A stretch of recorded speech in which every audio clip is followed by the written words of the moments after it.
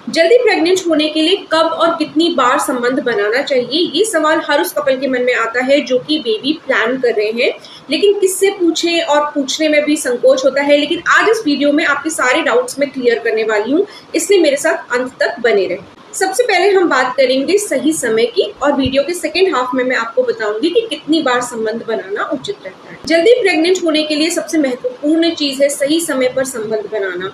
आपको ये समझना होगा कि प्रेगनेंसी की संभावना पूरी तरह से ओव्यूलेशन यानी कि अंडोत्सर्ग के आसपास की अवधि पर निर्भर करती है, जिसे फर्टाइल विंडो कहते हैं। अंडा ओव्यूलेशन के बाद केवल 12 से 24 घंटे तक ही जीवित रह सकता है, जबकि शुक्राणु आपके शरीर के अंदर 3 से 5 दिनों तक जीवित रह सकते हैं। इसका मतलब यह है कि गर्भ धारण के लिए सबसे अच्छा समय ओव्यूलेशन से 2-3 दिन पहले और ओव्यूलेशन के दिन का होता है। यदि आप ओव्यूलेशन के बाद संबंध बनाती हैं तो संभावना काफी कम हो जाती है, क्योंकि अंडा मर चुका होता है। अगर आपका चक्र 28 दिनों का है तो ओव्यूलेशन 14वें दिन के आसपास होता है। डॉक्टर आमतौर पर सलाह देते हैं कि चक्र के 10वें दिन से 16वें दिन के बीच संबंध बनाना शुरू कर दें। तो ये बात उन महिलाओं के लिए तो ठीक है जिनका चक्र नियमित रूप से हर 28 दिन पर आता है। कई महिलाएं ऐसी होती हैं जिनका 28 दिन का चक्र नहीं होता है, जबकि 30 दिन का या 32 दिन का होता है, या कई बार बहुत कम ड्यूरेशन का होता है जैसे कि 24 दिन का होता है, लेकिन होता नियमित है। तो ऐसी महिलाएं कैसे अपना ओव्यूलेशन डे पता कर सकती हैं?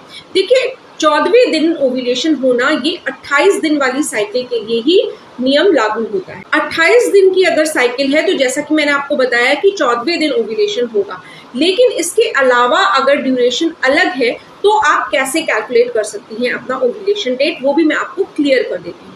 देखिए, ये तय नहीं होता है कि अगर आज आपका पीरियड आया तो इसके कितने दिन के बाद ओव्यूलेशन होगा, लेकिन ये जरूर तय होता है कि अगर आज आपका पीरियड आया है तो इससे 14 दिन पहले ओव्यूलेशन हुआ होगा। तो मैं आपको एक फॉर्मूला बता रही हूँ जिससे कि आप अपना ओव्यूलेशन डे पता कर सकती हैं।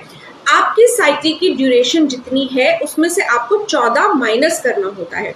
जैसे कि अगर आपकी जो मेंस्ट्रुअल साइकिल है वो 30 दिन की है तो 30 में से आप 14 माइनस करेंगी तो आपको मिलता है 16। यानी कि अगर आज आपके पीरियड की पहली डेट है तो यहाँ से आपको काउंट करना है 16वां दिन।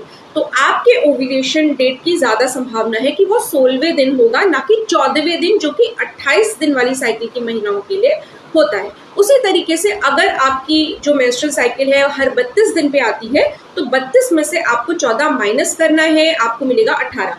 यानी कि जिन महिलाओं की 32 दिन की साइकिल है उनका ओव्यूलेशन आज अगर उनका मेंस्ट्रुअल पीरियड स्टार्ट हुआ है तो इसके 18 दिन के बाद होगा। तो इस तरीके से आप कैलकुलेट कर सकते हैं। ये भी डाउट मुझे क्लियर करना इसलिए जरूरी लगा क्योंकि कई लोगों को लगता है कि 14वें दिन ही ओव्यूलेशन होता है, जबकि ऐसा कुछ नहीं है। 28 दिनों की साइकिल वालों का ओव्यूलेशन 14वें दिन होता है, जबकि अगर साइकिल की ड्यूरेशन आपकी अलग अलग है तो वो अलग अलग दिन ओव्यूलेशन होता है। अब ये तो बात हो गई उन महिलाओं की जिनका की चक्र नियमित होता है।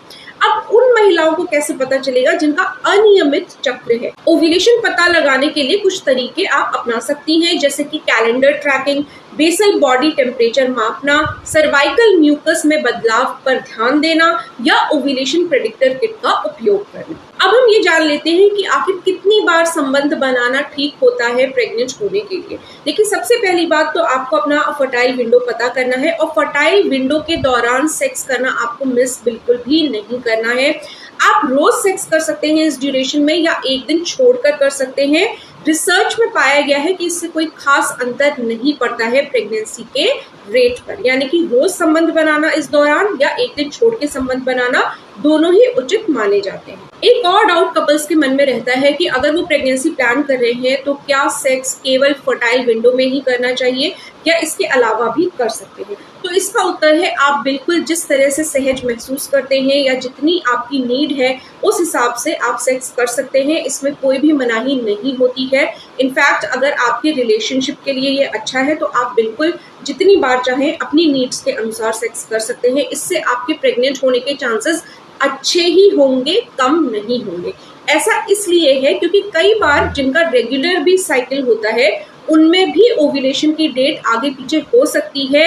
ये कई फैक्टर्स पे निर्भर करता है, जैसे कि तनाव या ज़्यादा शारीरिक काम करना इत्यादि। तो इसलिए क्योंकि ओव्यूलेशन की डेट आगे पीछे हो सकती है, तो अगर आप रेगुलर सेक्स कर रहे हैं, इनफैक्ट अगर आपको अपना ओव्यूलेशन डे या फर्टाइल विंडो पता भी नहीं है और आप रेगुलर सेक्स कर रहे हैं पूरे महीने, तो ये इंश्योर हो जाता है कि जब भी ओव्यूलेशन होगा, अंडोत्सर्ग होगा, तब लाइव स्पर्म्स यानी कि शुक्राणु आपके फैलोपियन ट्यूब में अवेलेबल रहेंगे हमेशा, और जब भी अंडा अवेलेबल होगा तो वहां पे फर्टिलाइजेशन हो जाएगा और प्रेगनेंसी हो जाएगी। कुछ महत्वपूर्ण बातें और भी हैं जिन्हें ध्यान में रखना चाहिए।